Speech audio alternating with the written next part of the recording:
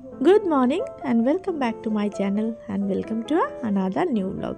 আরও একটা নতুন ব্লগে তোমাদের সকলকে স্বাগত। সকাল সকাল ঘুম থেকে উঠে মা আর ছেলেতে একটুখানি এখানে শুয়ে শুয়ে একটুখানি আদর খাচ্ছে।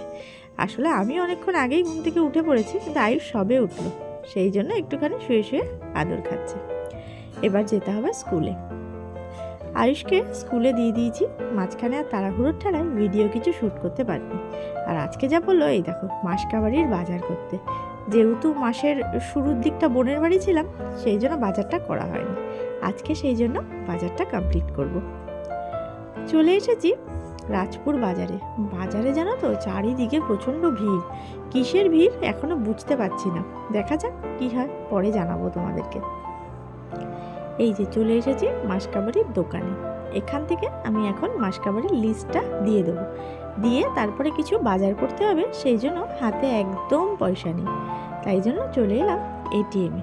মুদিখানা দোকানে অনলাইন হয়ে গেল, ছোটোখাটো সবজি কেনার জন্য তো অবশ্যই ক্যাশ পয়সার দরকার, সেই জন্যই এটিএমে টাকা তোলা। এটিএম থেকে যখন ফিরছি, দশকর্মার দোকানের সামনে দাঁড়িয়ে বুঝতে পারলাম বাজারের ভিড়টা হলো ছট পুজোর ভিড়। তখন মনে পড়লো কালকে তো আইসদের স্কুলও ছুটি। বোনের বাড়িতে গিয়ে কচুরলতি বোন খাইয়েছিল, এত ভালো টেস্ট হয়েছিল, সেই জন্য আমিও ভাবলাম একটু কচুরলতি নিয়ে নিই, সাথে একটা বড় সাইজের মোচা নিয়ে নিয়েছি। এটিএমে টাকা তোলা আর বাজার করতে করতে আমাদের যে মাসকাবাড়িটা সেটা গোছানো হয়ে গেছে।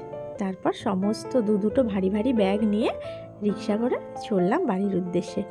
আয়ুষকে স্কুলে দিয়ে তারপর বাজারঘাট করে বাড়িতে যাচ্ছি।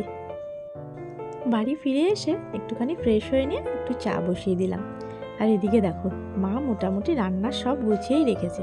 এখানে করেছে হলো চাল কুমড়ো দিয়ে মুগ ডাল, আর এই যে দেখছো না ফুলকপির ডাঁটা, তারপরে কুমড়ো আলু সমস্ত কিছু দিয়ে একটা তরকারি, কুমড়ো ভাজা আর আলু ভাজা, এটাই হবে আজকের মেনু। চলো চাটা একটুখানি খেয়ে নিই, তারপরে মাসকাবাড়ি যে জিনিসগুলো এনেছি সেগুলোকে সুন্দর করে গুছিয়ে রাখবো।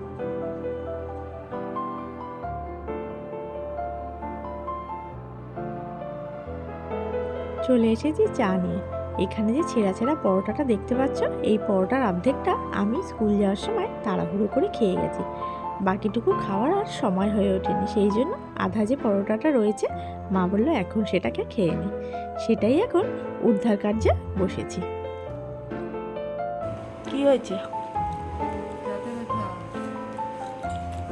কোন দিকে?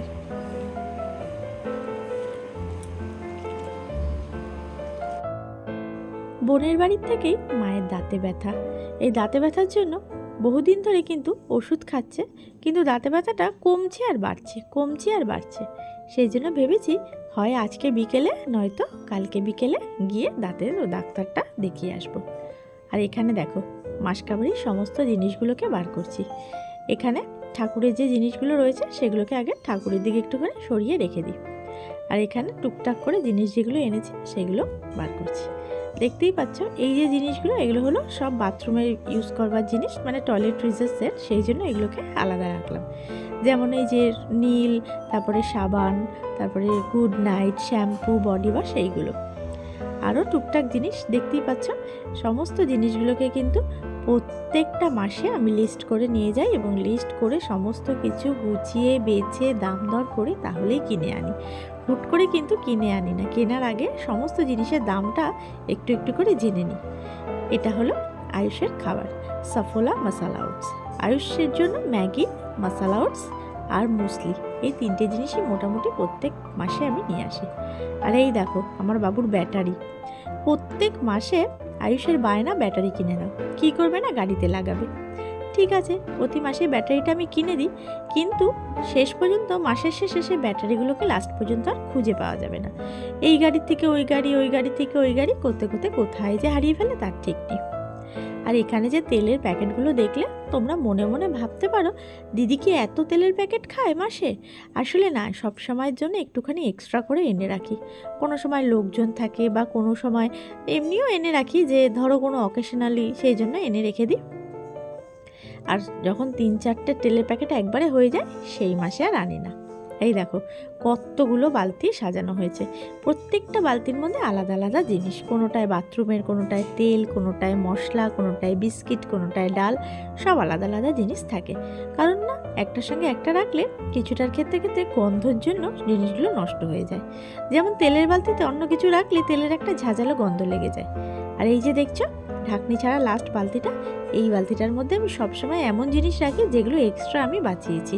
যেমন তেল রক্ত বাঁচিয়ে রাখলাম মাসের কিছুটা, বা এক্সট্রা আনলাম, সেগুলো আলাদা করে সরিয়ে রাখি। চলো এগুলো ভালো করে একটুখানি গুছিয়ে নিই, তারপরে গিয়ে বাকি কাজগুলো করব।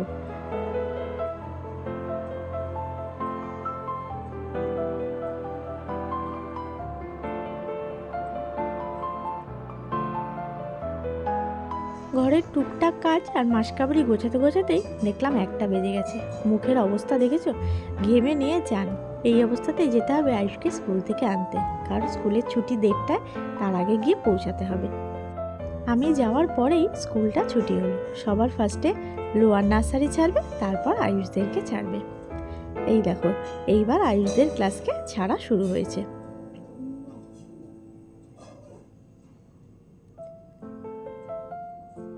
সমস্ত মায়েরা গেটের সামনে দাঁড়িয়ে থাকে, ম্যাডামরা এসে একজন একজন করে নাম ডাকে, তারপরে ছুটি হয়।